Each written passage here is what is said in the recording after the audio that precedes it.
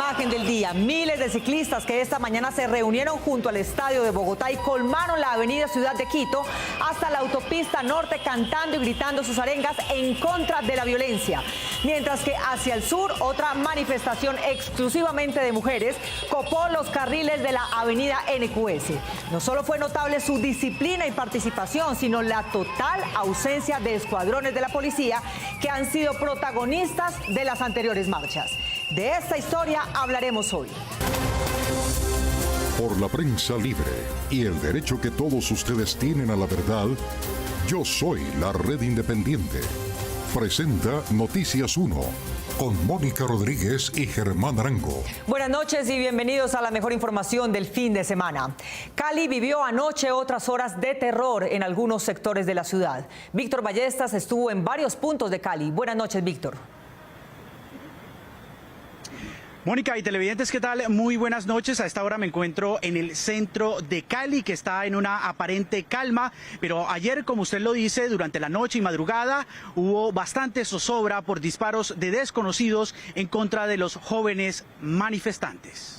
Las noches de Cali, que solían ser de salsa y celebraciones, se han convertido en estas 2 semanas de protestas sociales en angustiosas horas de ataques armados de personas anónimas que disparan desde vehículos con vidrios oscuros contra los jóvenes que se encuentran en las calles manifestando sus desacuerdos con la situación política y económica del país.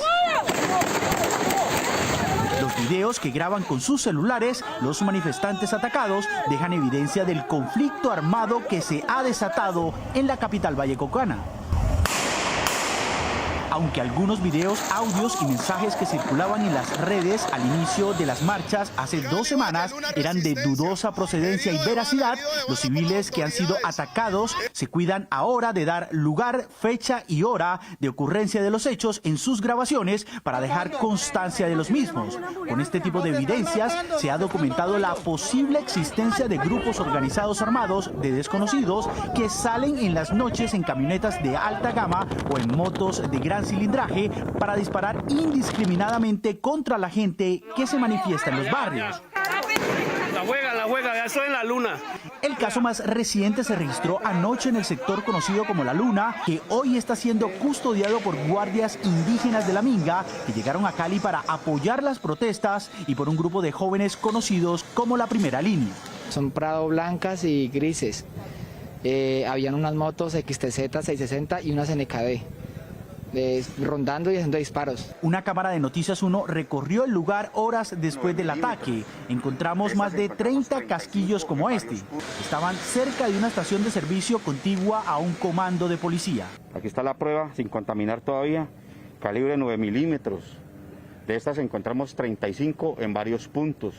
Del ataque de anoche, varios jóvenes quedaron heridos y, según los testigos, los desconocidos también dispararon contra la misión médica que intentaba prestarles los primeros auxilios.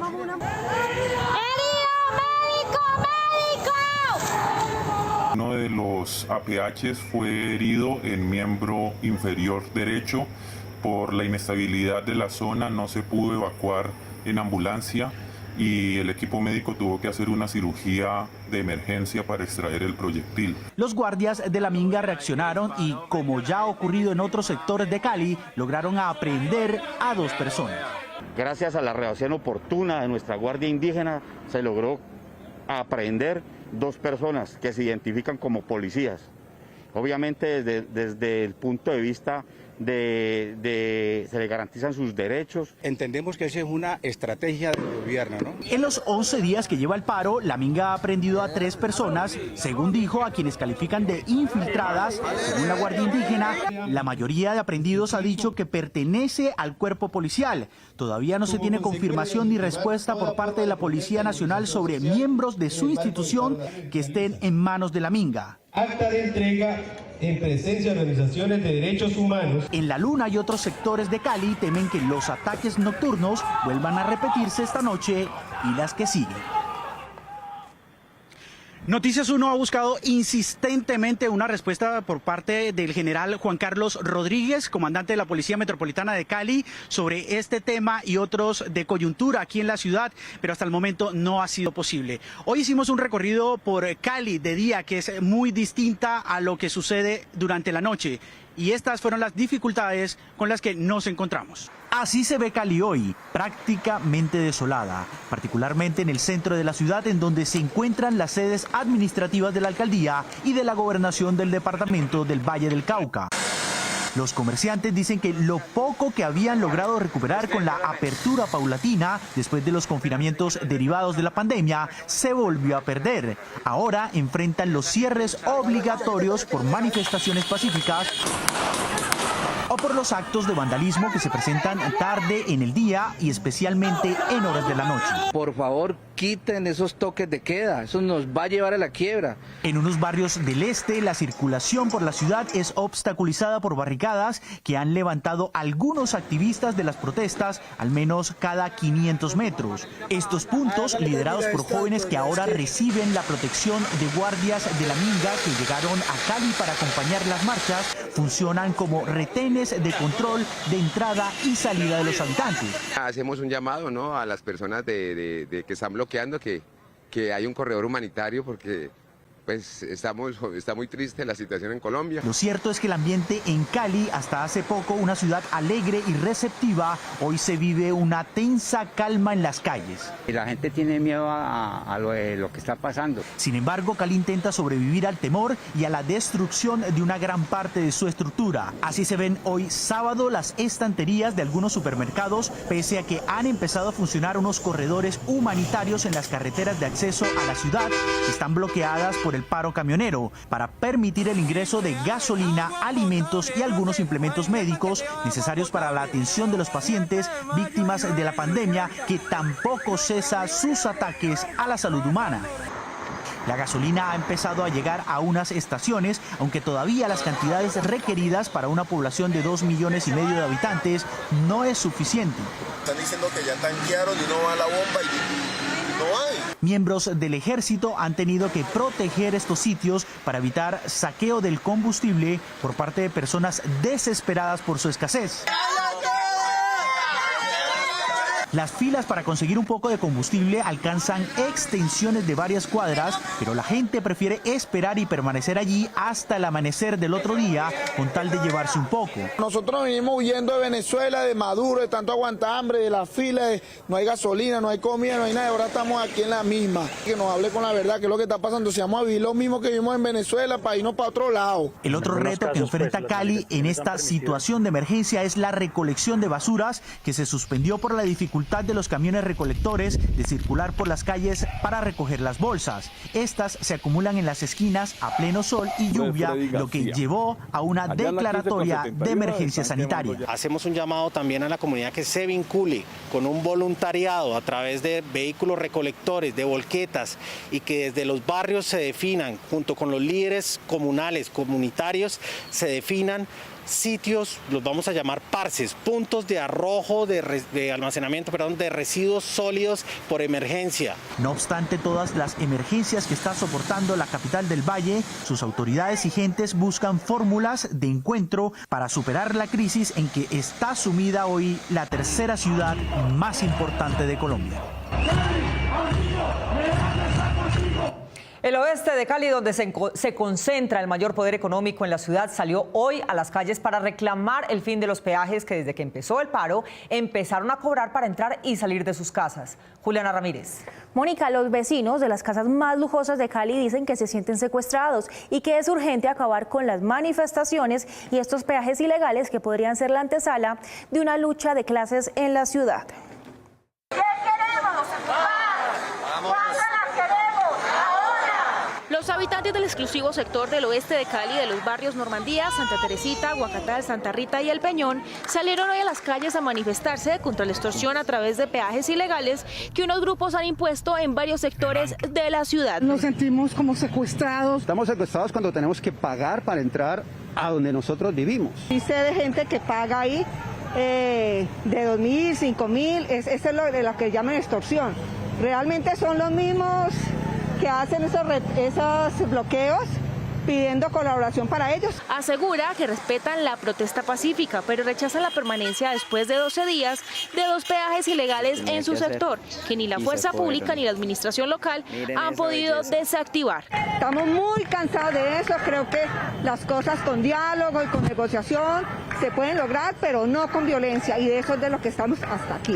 Hace 2 días me tocó a mí abrir el camino que lo tenían cerrado, quitar los alambres de púa, quitar los palos y quitar las piedras. Yo había salido a hacer ejercicio y con mi señora hicimos eso, apoyados con el ejército. Una vez los eliminan, vuelven a instalarlos. Los residentes del oeste de Cali aseguran que cuando no se accede a pagar lo que consideran, dependiendo del tipo de vehículo, los agreden. También afirman que cuando salen a abastecerse de alimentos, en estos peajes ilegales les han quitado la comida a varios residentes. Incluso ciudadanos del sector han optado por comprar armas para defenderse. La gente de Cali, la gente del oeste, lo que pide es que se acabe esto, que se acaben los muertos, que se acabe el derramamiento de sangre y que vivamos en paz, como Colombia ha vivido en paz muchos años. Que ricos, que yo no sé qué, todas las pancartas son de eso. Que los ricos, que yo no sé qué más, que no podemos, no. ¿Qué es esto? Si es tanta gente que aquí le da trabajo a muchos. Estos caleños aseguran que esto no se puede convertir en una lucha de clases y hacen un llamado urgente para que vuelvan a vivir en libertad y en democracia. A cuentas de hoy por la tarde, la organización Temblores decía haber documentado 1.814 casos de violencia policial desde el 28 de abril, mientras que la policía reporta 826 lesionados en su gente. Terminando el 10º día de las manifestaciones por el paro nacional, en Colombia se han reportado cientos de manifestaciones, las cuales han desencadenado en enfrentamientos entre manifestantes y la fuerza pública que han dejado 39 civiles muertos. ¡Suéltelo, suéltelo! La ONG Temblores, que se dedica a reportar los abusos de la violencia policial contra los ciudadanos, en su último reporte de hoy, informó que hay 1.814 casos de violencia policial, los cuales se dividen en diferentes tipos de violencia. 278 víctimas de violencia física, 39 víctimas de violencia homicida, 963 detenciones arbitrarias contra manifestantes, 356 intervenciones violentas por parte de la fuerza pública, 28 víctimas de agresiones en sus ojos, 111 casos de disparos con arma de fuego y 12 víctimas de violencia sexual. Múltiples esquirlas que me cayeron por todo el cuerpo. Por su parte, la Policía Nacional ha recopilado el número de agresiones a sus miembros. Según ellos, hay un total de 826 policías lesionados, los cuales se dividen en 697 agredidos con objeto contundente, 99 con arma cortopunzante, 11 con arma de fuego y 19 heridos por artefactos explosivos. En el Valle del Cauca, según el alcalde de Cali, Jorge Iván Ospina, tienen 15 fallecidos y más de 450 lesionados, mientras que en Bogotá los heridos ascienden a 577, pero no se reporta aún ningún fallecido. Mientras que la comunidad internacional le reclama al gobierno por responsabilizar a terceros por la crisis interna, el gobierno dice basar su tesis de que la guerrilla se mueve en las protestas en un documento incautado al ELN en que se pide armar una guerra urbana. Ahora ahí se van porque ya bajó la guerrilla. Sobre las confrontaciones sociales en Cali, especialmente en el sector de Siloé, circularon gran cantidad de videos en redes sociales en los últimos días. La confusión y el miedo reinan en la capital vallecaucana, en donde nadie puede decir con certeza qué sucede ni cómo o cuándo va a terminar la delicada alteración del orden público. Sí, es que vinieron los pesados, no le estoy diciendo arriba la guerrilla. Analistas de los organismos de seguridad del Estado elaboraron un informe con documentos de un presunto frente de guerra urbano del ELN, en los cuales se dan instrucciones sobre cómo sus redes urbanas deben atacar instalaciones de policía, entidades bancarias y puntos estratégicos no solo de Cali, sino también de otras ciudades del país. En una parte de los documentos se lee que los responsables necesitarán elaborar varios croquis que señalan las salidas principales y accesorias y los puntos vitales de dicha ciudad, subestaciones eléctricas cuyos transformadores pueden ser dinamitados, estaciones de policía y puestos militares urbanos y suburbanos, los bancos que son entidades de la burguesía financiera. Según el informe oficial, el ELN también habría estado orquestando un plan para propiciar una crisis de gobernabilidad. Para tal fin debe construirse fuerza militar de masas de manera clandestina y secreta con visión territorial, expresándose en momentos coyunturales, generando y dinamizando la insurrección popular. Mientras en Colombia, los entes oficiales señalan a las estructuras guerrilleras y de delincuencia organizada como las responsables de las revueltas sociales y de los actos vandálicos que llegan después de las marchas pacíficas en el exterior. Gobiernos, organizaciones internacionales e influyentes medios de comunicación han hecho pronunciamientos en contra de los abusos de autoridad que estaría incentivando el gobierno y que estarían cometiendo la policía y agentes encubiertos del Estado. Apoyamos a nuestros hermanos y hermanas colombianos en el New York 14 y en el extranjero contra los asesinatos estatales de manifestantes. Todas las personas deben tener el derecho fundamental de manifestarse contra sus líderes electos. Debe haber rendición de cuentas por la larga serie de abusos a los derechos humanos ejercidos por el gobierno colombiano. La policía le informó a la alcaldía de Bogotá que había tenido que aterrizar uno de sus helicópteros en un colegio del sur de Bogotá para recoger heridos en la protesta, lo cual contraviene las normas básicas del derecho internacional humanitario. Camilo Galán. Mónica, los religiosos dicen que la explicación policial es falsa, pues los videos no muestran ningún herido y en cambio sí el maltrato al personal y que la verdadera función de vuelo era abastecer de munición a los escuadrones de la policía. Durante el 7º día de manifestaciones en Bogotá, un colegio de los misioneros claretianos, reconocido por su modelo pedagógico en el sur de Bogotá, vio sus instalaciones convertidas en helipuerto de la policía. Fue un abuso de autoridad, pues intimidando a nuestros vigilantes, insistiendo en la apertura de las puertas. El pasado martes sobre las 10 de la noche, los vecinos del colegio, quienes en su mayoría son estudiantes y egresados, no salían de su asombro.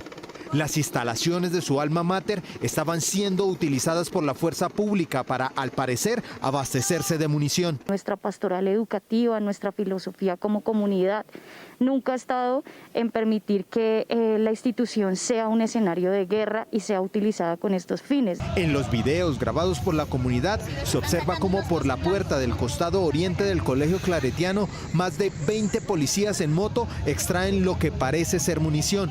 Es violatorio del derecho internacional humanitario que una institución educativa sea utilizada como una plataforma de aterrizaje, de alojamiento o de desarrollo de acciones bélicas por cualquier actor armado en una situación la que sea. Después de conocerse los videos y la preocupación de la comunidad, pues en principio se pensó del apoyo por parte de la institución a los policías, la situación la aclaró la alcaldesa, asegurando que estos aterrizajes en la ciudad se hicieron para recoger policías heridos y reabastecimiento logístico. Una falsa justificación, porque en los videos nunca se ve que ingresen con un herido, que transporten heridos para llevarlos allá, no se ve. Se ve todo lo contrario, que sacan es munición. Y espera un nuevo pronunciamiento que aclare la realidad de los hechos que se presentaron la noche del 4 de mayo. Para llevar a las instancias pertinentes esta denuncia ante la misma Procuraduría y ante la misma policía, ¿no? Para que ellos nos den explicación de lo que aconteció allí. Hoy, por las calles de la localidad de Bosa, estudiantes, profesores del colegio claretiano y habitantes del sector realizaron un plantón pacífico en protesta por los actos de irrespeto a las instituciones educativas, al derecho internacional humanitario y a los derechos humanos. Y a esta hora establecemos nuevamente comunicación con nuestro periodista Víctor Valleza, quien se encuentra en este momento con el alcalde de Cali, Jorge Iván Ospina. Víctor, adelante. Me encuentro a esta hora en la plazoleta Jairo Varela con el alcalde de Cali, Jorge Iván Ospina. Alcalde, muy buenas noches y gracias por atendernos a esta hora. Hombre, muchas gracias a ustedes. Es usted muy amable por estar en Cali. Bueno, alcalde, primero le quiero preguntar si usted hoy en día, de acuerdo con lo que está sucediendo en las calles, ha podido ejercer sus funciones a plenitud como alcalde. No, a plenitud no. Aquí todos hemos perdido gobernabilidad y capacidad de cumplir todas nuestras funciones. Por ejemplo, no están abiertos los colegios. Por ejemplo, la actividad cultural está comprometida. Y por ejemplo, hemos tenido cierre de vías, lo que impide la movilización ciudadana. De tal forma que a plenitud es algo que no se tiene cuando se tiene un conflicto de esta magnitud. Bueno, Cali parece estar como en muchas manos, todo el mundo opina de lo que está sucediendo en Cali. ¿Cómo volver a esa normalidad que la gente espera en medio de la pandemia, en medio de estas protestas? Primero, me gusta mucho que todo el mundo opine, porque eso se llama democracia, que todo el mundo opine sobre lo que debe ser la gestión de una ciudad. Que opine la derecha, que opine la izquierda, que opine el negro, que opine el indígena, que opinen los jóvenes, que opinen los mayores, que opinen los ricos, que opinen los pobres. Eso no es un problema. Eso, por el contrario, es la oportunidad para reconocer una sociedad diversa como lo es la nuestra. Y lo segundo, lo que sí no puede perderse es la capacidad de orientar los esfuerzos de una ciudad. Y la capacidad de orientar los esfuerzos de una ciudad están en manos de Jorge Iván Ospina. Alcalde, lo que mucha gente está esperando saber, hemos hecho unos recorridos por la ciudad mostrando algunas cosas que están sucediendo, entre ellas este tema de unas camionetas y unas personas al parecer no identificadas, que la gente especula que si es de la policía, que si es de X o Y persona. ¿Qué identidad tienen estas personas? Bueno, ya quisiera yo saberlo porque yo no soy organismo de inteligencia del Estado, pero sin duda son halcones de muerte, son individuos por fuera de la ley, orientados a crear el caos, a construir una matriz de pánico y a violentar la vida de quienes están en protesta. Y esa es una situación que demanda toda la capacidad de inteligencia del Estado Nacional y toda la capacidad de inteligencia y solidaridad de la comunidad para poderlos denunciar. Alcalde, en las calles hay una, por llamarlo de alguna manera, una especie de bomba social que aparentemente estaba reprimida ahí. ¿Cómo volver con la gente en las calles a esa reconciliación y que algunos han dicho, por ahí he escuchado, pueblo con pueblo se está matando actualmente? Es una bomba social que se ha estructurado durante muchos años.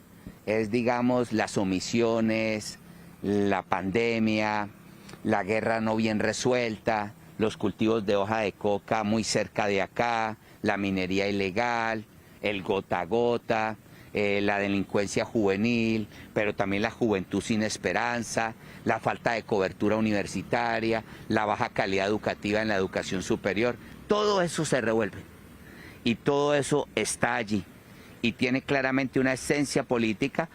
Así se traste de la persona con la, digamos, la agresión más alta. Se trata de una estructura política que tiene una solución política. ¿Y cómo resolverla? El diálogo, la construcción entre distintos, la interinstitucionalidad, sentarse en la mesa, porque si eso se hace de esa forma, podemos encontrar el camino apropiado. Alcalde, ya por último, en muchas ciudades se ha hablado de militarización y hoy se habla de una estrategia con acompañamiento de policía y ejército en las calles. ¿Le podemos llamar militarización o eso, o cómo es la estrategia como tal? Si usted me pregunta si Cali está con tanques de guerra en la calle, con militares por todas las esquinas, si está una matriz militar gobernando y gestionando Cali, usted mismo puede reconocer que no es. Si usted me dice a mí que si se ha aumentado la capacidad de la policía para poder atrapar al vándalo, para poder proceder contra el que extorsiona, sí se ha consolidado. Pero lo más importante es que creo que la comunidad comienza a identificar la necesidad de clamar por la vida. Alcalde, muchísimas gracias por estos minutos. Nosotros seguiremos en las calles muy atentos a todo lo que sucede aquí en Santiago de Cali. Información con Víctor Ballesta desde la plazoleta Jairo Varela. Muy buenas noches. Buenas noches, Víctor. Muchísimas gracias. Y desde el 28 de abril, Bogotá ha tenido por lo menos 10 manifestaciones por día en sus 4 puntos cardinales. Y aunque la Plaza de Bolívar históricamente ha sido el escenario típico de las protestas, estas han sido mucho más frecuentes en el norte y en el sur. ¡Pedimos justicia! Hoy se cumplen 11 días de manifestaciones en el país desde que la ciudadanía se volcó a las calles por el descontento de la reforma tributaria. Las manifestaciones pacíficas fueron perturbadas por algunos. La carrera séptima fue testigo de destrozos y heridos. Las provocaciones llegaron hasta la Plaza de la Mariposa en San Victorino. Allí, nuestra cámara fue testigo de un enfrentamiento con piedras entre los pocos que ya habían incendiado el CAI móvil y uniformados. Van a caer porque esto está escrito por Dios. En medio del enfrentamiento, este joven fue golpeado por agentes. Cayendo la tarde, este era el panorama en la carrera 10ª, una de las más congestionadas y caóticas de la ciudad.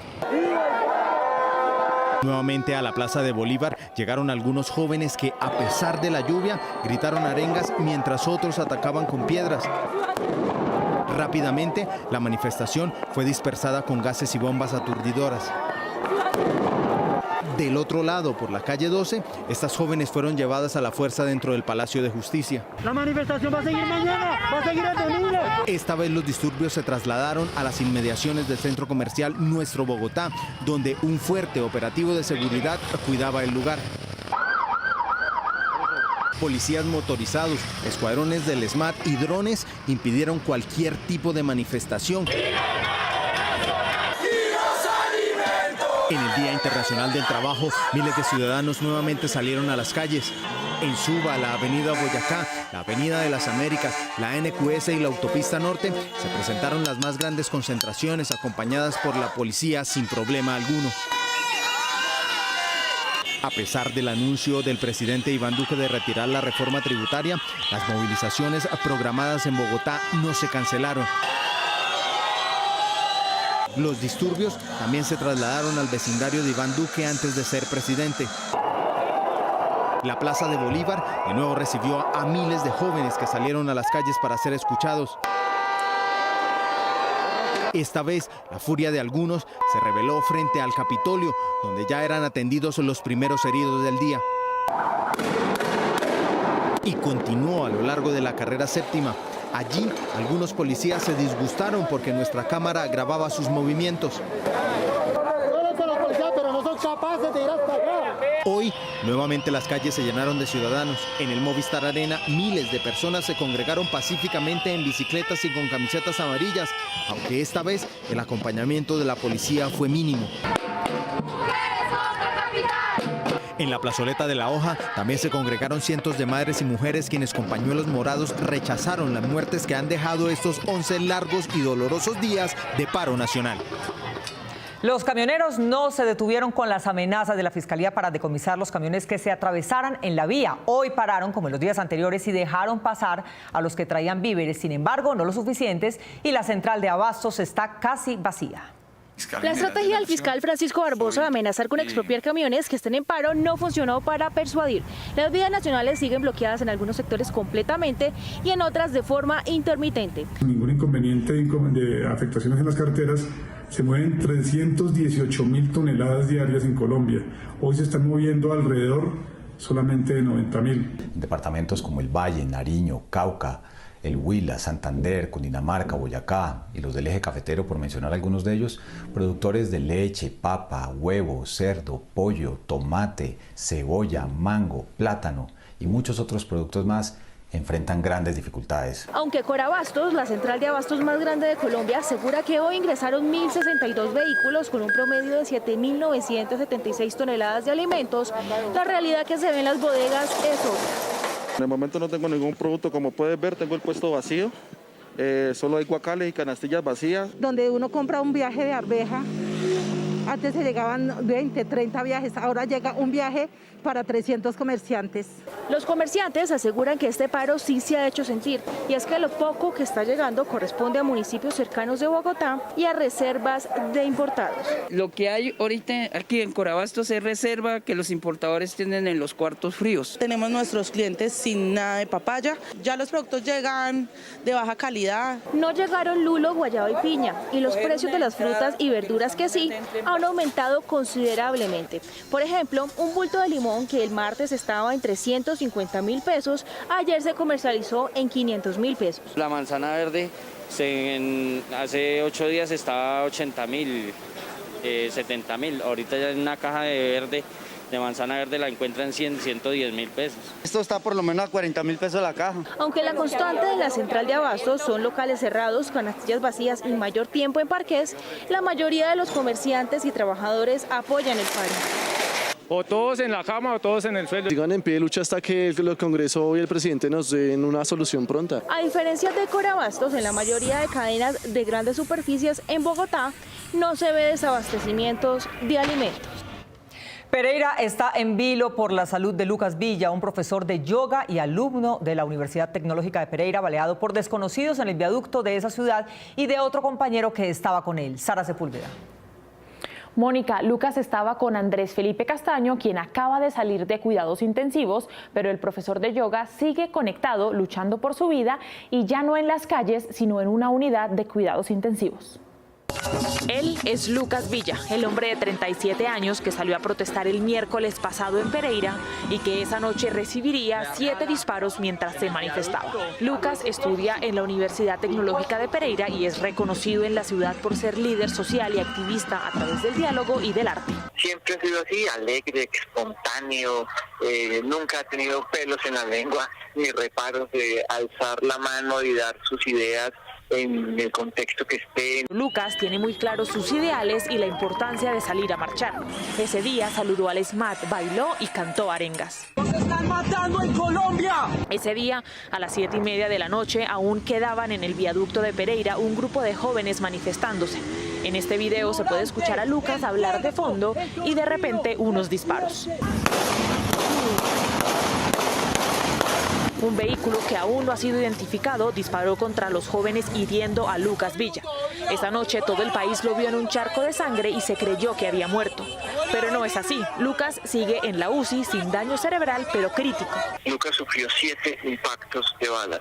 Lucas está vivo. Yo no me explico por qué. Junto a él había otro joven, Andrés Felipe Castaño, un pereirano de 17 años que también sigue vivo. Andrés Felipe es un niño muy servicial, es un niño colaborador, es solidario, es apasionado. Sus padres lo estaban esperando en casa y supieron que su hijo estaba herido por una transmisión de Facebook. El papá estaba conectado a Facebook y de inmediato subieron el primer video, de inmediato lo vio. Mientras ellos veían la retransmisión, los manifestantes del lugar pedían ayuda mientras gritaban que todavía estaba vivo. Fue abdomen, mano, cuello y piernas. Y mi hijo ha tenido 3 cirugías. Hoy es un día de mucha alegría porque él ya ha mostrado una buena recuperación. Hace unas horas salió sonriendo de cuidados intensivos y su pronóstico es bueno, vivirá. Mientras tanto, Lucas, quien se convirtió en un símbolo nacional de paz, sigue bajo sedación y las próximas 24 horas son cruciales para determinar los daños del ataque. ¿Cuántas empresas lograron su resiliencia en Bogotá? Lo que indican los indicadores. La encuesta de la Cámara de Comercio de Bogotá sobre el paro en la pandemia dice que el 21 de abril el 3% de sus afiliados estaba en liquidación, el 8% operando en plena capacidad, el 13% en cierre definitivo, el 23% en cierre temporal y el 53% operando con restricciones. Esto indica que el comercio esta vez sí necesita vacunas. Esto es lo que indican los indicadores. Las personas naturales y jurídicas que debían reportar sus pagos a la DIAN tienen ahora un plazo extendido para hacerlo con motivo de las protestas y la pandemia. Debido a la situación de orden público que vive el país, la DIAN amplió el plazo para entregar la información exógena, la cual hace referencia al reporte que las personas naturales y jurídicas deben entregar a la entidad con respecto a sus transacciones y operaciones que involucren a terceros. Según el calendario, los vencimientos para el cumplimiento de esta obligación eran del 11 de mayo al 9 de junio. Con esta ampliación del plazo, irán del 25 de mayo al 16 de junio, de acuerdo con SUNIT.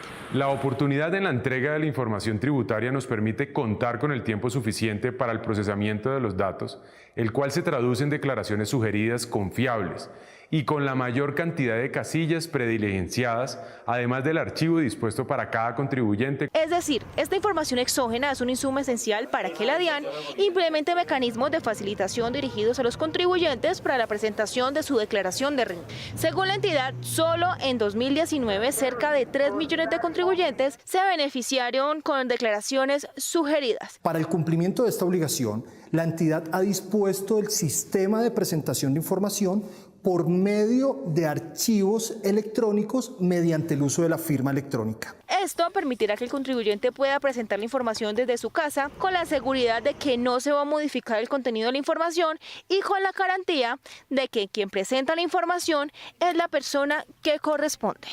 Ya regresamos, este es Noticias 1, la red independiente. Las imágenes de una tanqueta antimotines lanzando bombas en secuencia como en una guerra se hicieron virales por cuenta de un youtuber que está siendo amenazado por haber transmitido sus acciones. Enrique Tapias. Mónica, se trata de unos elementos que, aunque según la policía cumple con los estándares internacionales, no lo hace según el director de Human Rights Watch, pues su fuego es indiscriminado y peligroso. Estábamos ella haciendo un live, mi novia haciendo un live, con más de 600 personas mirando. Venía mucha gente corriendo. Este joven argentino, radicado en Bogotá desde 2019, documentaba las manifestaciones del pasado 28 de abril en el centro de Bogotá. Se empiezan a ver cómo parecían fuegos artificiales. Un montón de disparos de, me imagino que gases lacrimógenos. Ante la sorpresa por la lluvia de proyectiles de gas, estos youtubers decidieron grabar este aparato que por segundo año consecutivo es utilizado para dispersar manifestaciones en Colombia. Y de golpe aparece una tanqueta, viniendo así a velocidad normal, disparando como si, no sé, estuviera literal en una guerra. 3 días después de que este video se hiciera viral, William recibió una amenaza. Me iban a matar, que por ese video de 4M yo solito me había matado. Y una foto de esas que solo se ven una vez, tomada desde la esquina, donde se visualizaba todo el edificio. Las quejas no solo vienen de ellos, sino de centenares de personas que sin estar en las manifestaciones reciben la lluvia de proyectiles incluso al interior de sus viviendas. Las tanquetas no son nuevas y los dispositivos conocidos como lanzadores múltiples electrónicos tienen la capacidad de ser cargados con 30 cartuchos, 10 de gas lacrimógeno, 10 granadas aturdidoras y 10 de gases con agentes químicos. El ministro de Defensa Diego Molano y el director de Seguridad Ciudadana de la Policía Carlos Rodríguez señalaron que las armas Venom no son letales y se ajustan a las normas internacionales, las cuales están reglamentadas en su uso bajo el marco legal internacional establecido por las Naciones Unidas. La explicación del general Rodríguez no es aceptable para Human Rights Watch. Esto es algo que no hemos presenciado, no hemos visto nunca en América Latina, ni siquiera en los Estados Unidos. Según la policía, las tanquetas son utilizadas para disuadir el vandalismo. Elementos que son utilizados únicamente cuando se presentan actos vandálicos o violentos, daños a bienes públicos y privados. Human Rights Watch considera que los disparos de este dispositivo son indeterminados, por lo que no se puede calcular su verdadero daño. Y que pueden lanzar aparentemente bombas lacrimógenas o bombas aturdidoras de una manera que puede ser indiscriminada. Esto parece un procedimiento altamente peligroso, de alto riesgo. Por el momento se investiga las quejas de varias familias afectadas en sus viviendas impactadas por proyectiles disparados desde estas tanquetas. Después de que el presidente Duque aceptara retirar el proyecto de reforma tributaria, inició una serie de reuniones con diferentes sectores sociales para tratar de amainar los efectos de 11 días de paro. Juan Fernando Barona. Mónica, las reuniones empezaron desde el jueves pasado. El mandatario tuvo encuentros con los presidentes de las Cortes, políticos de oposición, alcaldes y gobernadores. Pero le falta la más importante, con los miembros del Comité Nacional de Paro.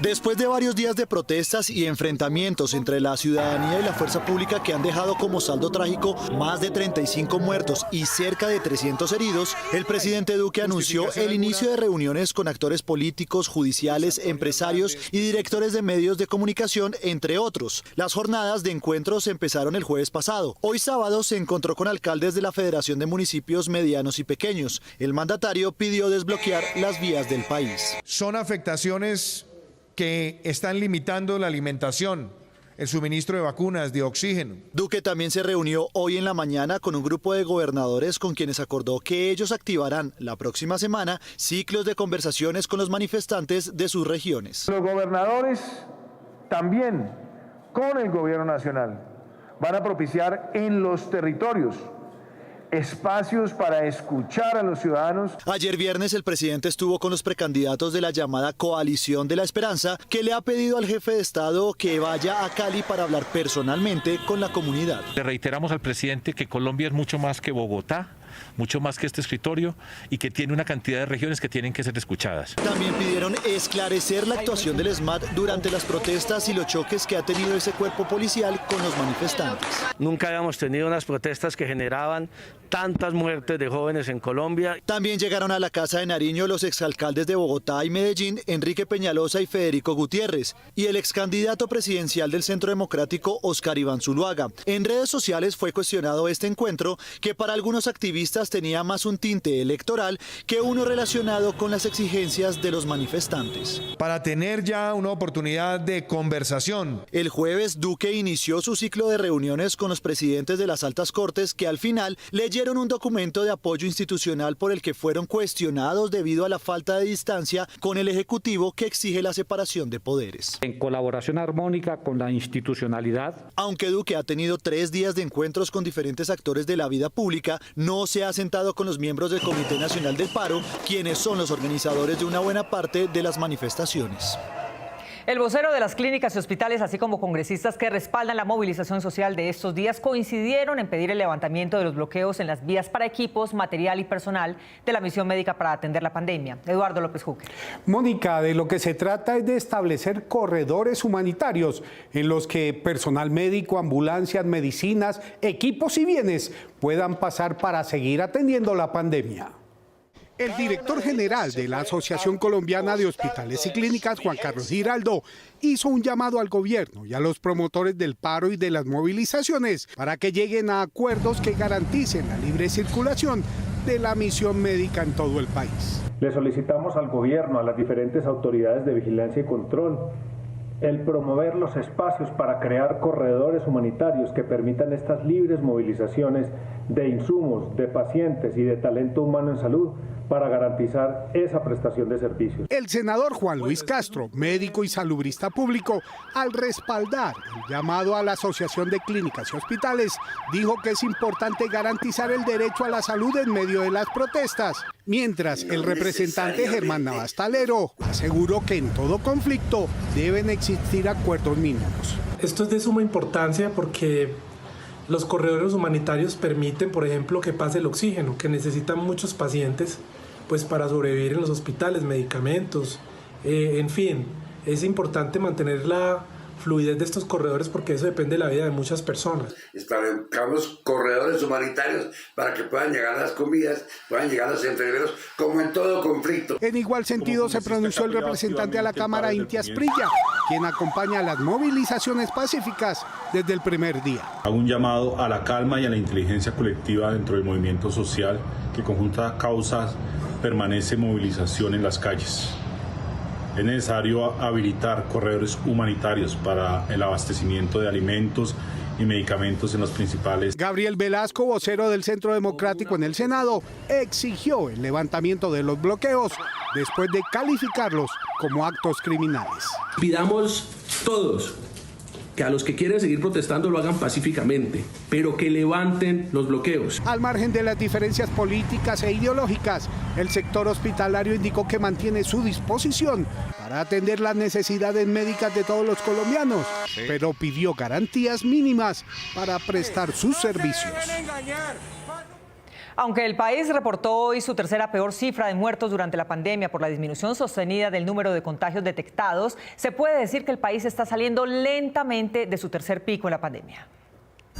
Son casi 17.000 casos y 492 muertes por COVID hoy. El país comienza a descender de su mayor pico, que fue el jueves de la semana pasada, cuando reportamos 505 muertes por la pandemia en un día. Y aunque Bogotá durante los últimos 15 días ha liderado las cifras de contagios y muertes, Antioquia sigue poniendo los mayores números, pues han reportado casi 500.000 casos acumulados. Los otros dos departamentos con mayor número de casos es Atlántico y Valle del Cauca, con no más de 300.000 infectados cada uno. El número de muertes y de contagios de hoy nos mantiene en las estadísticas de la Organización Mundial de la Salud en el puesto número 12 por contagios, octavo por casos en un día y en el 26 en muertes por millón de habitantes, con mejores números que los de las potencias mundiales en América Latina, por debajo de Brasil, México y Perú. Hasta el año pasado la humanidad había acumulado miles de formas de saludar, la mayoría de ellas con contacto personal, pero desde entonces comenzó el aprendizaje de formas menos peligrosas, viralmente hablando, y así nos vamos alejando los unos de los otros. El saludo con un beso de dos jefes de Estado, Mikhail Gorbachev de la entonces llamada Unión Soviética y Erich Honecker de la República Democrática de Alemania a finales de la década de los 80 y poco antes de la caída del muro de Berlín, le dio la vuelta al mundo por el símbolo de amistad mundial que tenía el gesto. At last peace had a hope. Otros saludos con besos o sin estos también hacen parte de una especie de hall de la fama del afecto entre las personas y los pueblos. Pero la pandemia de la COVID-19 que apareció el año pasado en todo el mundo erradicó, al menos por un tiempo, los saludos más afectuosos y de mayor cercanía física. Todos estamos bajo la misma situación, entonces nos hemos alejado un poquito, ¿cierto? Nos vamos a alejar un poquito en ese sentido. Sin embargo, la lejanía impuesta por las circunstancias sanitarias no es natural en los seres humanos que necesitan cariño y reconocimiento de los demás. Van a tener que crear otros símbolos que demuestren nuestra cercanía. Una vez pase la pandemia y el mundo vuelva a la normalidad, seguramente regresarán también los saludos amorosos, los saludos de mano o los saludos protocolarios. La gente podrá mirarse de cerca y hablar cara a cara sin temor. Una verdadera vida en sociedad. Hace más de 10 años que un profesor de fútbol intenta salvar a jóvenes del barrio Siloé de Cali de la droga y las balas que les ofrece la calle. Pero el miércoles no pudo salvar a 5 de ellos de un ataque del ESMAD a una reunión pacífica de duelo. 2 murieron, 3 están heridos y todos traumatizados con esta experiencia. ¿Qué tal esto? Esenover Valencia, un vecino muy conocido en el sector de Siloé en Cali, trabaja hace 20 años con jóvenes de los 11 barrios de la Comuna 20 para mantenerlos lejos de los delitos que se cometen con frecuencia en algunas de sus calles.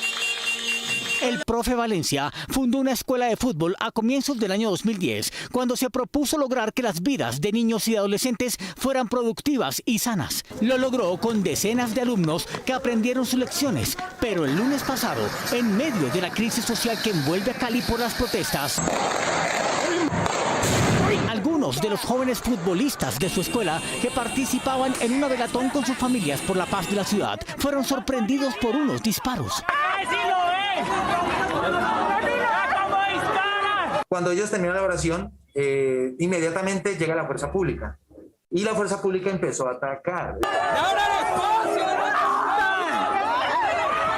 Dos de sus mejores jugadores fueron asesinados, Harold Rodríguez y Kevin Agudelo. Y en los medios de los disparos sucede la tragedia. Inmediatamente cae el muchacho que digo, Kevin Agudelo, Harold Rodríguez, caen otras personas que yo no lo identifico, pero son de la comuna y lo están llorando en este momento los familiares. Nos acaban de matar 2 muchachos aquí en Siloé.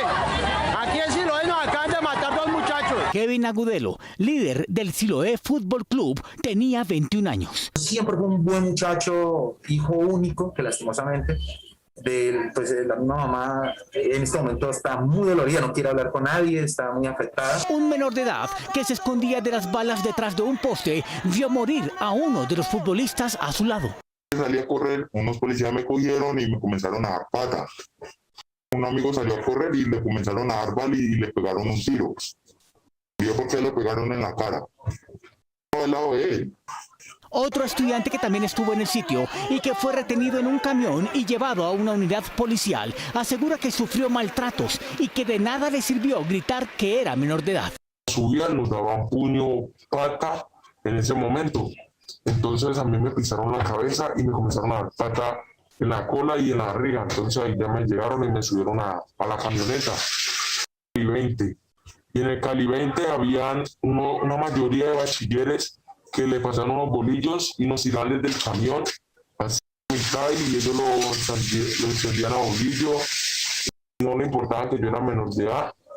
El profe Valencia lamenta que en estas 2 semanas de disturbios hayan muerto estos 2 chicos y 3 adultos amigos en Siloé. Yo no quiero más pérdidas.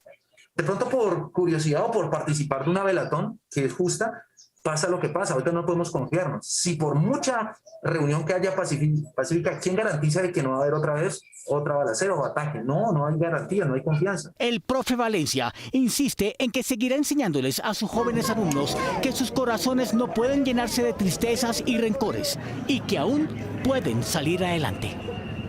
El músico César López habló de las emociones en el paro y terminó con una canción en la que nombra uno por uno a los muertos de la violencia en Colombia y conmovió a los asistentes. Rodrigo Lara Bonilla y de la Patria Orlando Sierra, Jaime Garzón, María del Pilar Hurtado, Diego Felipe Becerra y Dylan Cruz marchando desarmado, Manuel Cepeda, Luis Carlos Galán, Eduardo Maña Mendoza, Diana Turbay.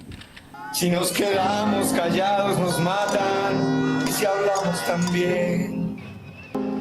Nos vemos en las redes sociales y mañana domingo a las 8 de la noche aquí en Cable Noticias con las mejores noticias del fin de semana. A ustedes, como siempre, gracias por elegir la independencia. Feliz noche.